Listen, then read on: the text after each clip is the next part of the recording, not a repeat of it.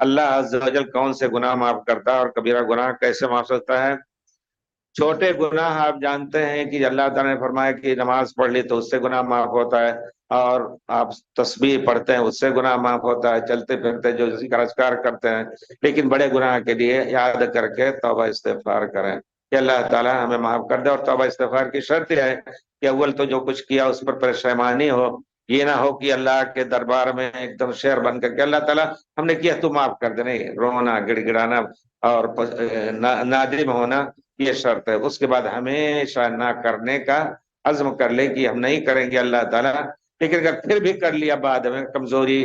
بشریت کی بنا پر تو انشاءاللہ پھر توبہ کریں کہ اللہ تعالیٰ نے حدیث میں بھی آیا کہ اللہ تعالیٰ معاف کرتا ہے، لیکن اللہ ہی دلوں کو جانتا ہے کہ آپ نے عزیمت کے ساتھ اور پورے یعنی عزم کے ساتھ آپ نے توبہ کیا تھا، کریں انشاءاللہ تو گناہ ہر ایک معاف کرنے کا اللہ تعالیٰ وعدہ کیا ہے اس نے۔ افمن یجیب المضطر اذا دعا، اسی طرح وتوبوا الی اللہ توبۃ نصوحا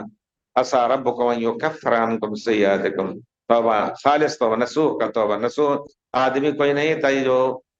پرانے زمانے کے نسیم حجازی نام لے رہے ہیں، ان کا ایک ناول نگار تھے، تو بڑا اچھا لکھا تھا توبۃ نصوح، پہلے ہم بہت پڑھتے تھے اردو، یہ سمجھ لیں اردو، تو اس میں لکھا ہے نصوح کی طرح توبہ کرو۔ نصوح کسی آدمی کو بنایا، پھر اس نے کیا کیا کیا تھا اور توبہ کس طرح کی، بڑے اچھا انداز تھا بہرحال۔ لیکن نصوح کے معنی خالص توبہ، جس میں ریا کی ملاوٹ نہ ہو اور جس میں اللہ تعالیٰ سے غفلت کی ملاوٹ نہ ہو، یہ ہے معنی۔ تو اللہ تعالیٰ تمام گناہ کو انشاءاللہ معاف کرے گا، اور کوئی کہہ دے کہ نہیں تمہارا گناہ اللہ معاف نہیں کرے گا تو وہ کہنے والا ظالم، اور آدمی جو یقین رکھتا ہے کہ اللہ تعالیٰ ہمارے گناہ کو معاف نہیں کرے گا وہ بھی گمراہ ہے، کیونکہ اللہ تعالیٰ فرماتے ہیں انہ لا یئس من روح اللہ الا القوم الکافرون، اللہ کی رحمت سے کافر ہی لوگ